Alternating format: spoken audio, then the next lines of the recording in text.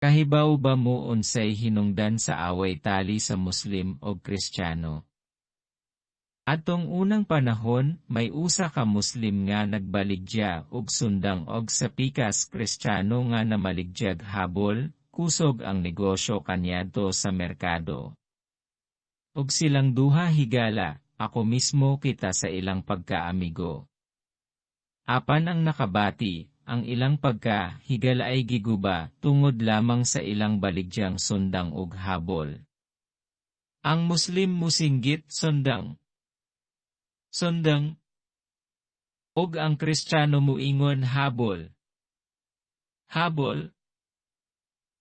Og dito na namugna ang ilang away kay nagtuo man ang Muslim nga ang idyang gihisgutang habol sa Kristiyano mao ang idyang gibaligyang sundang.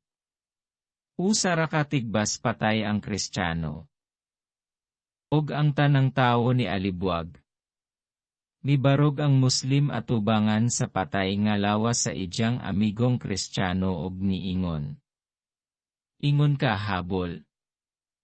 Het emen lagi.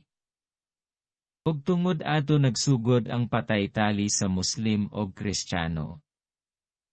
Maunang ako, di ko gusto nga magunay ang mga hiluan dinhi sa purok, respeto kada purok, og paraway away, atong putlon ang mga laygay sa usag-usa. Dayan. Like, share and subscribe.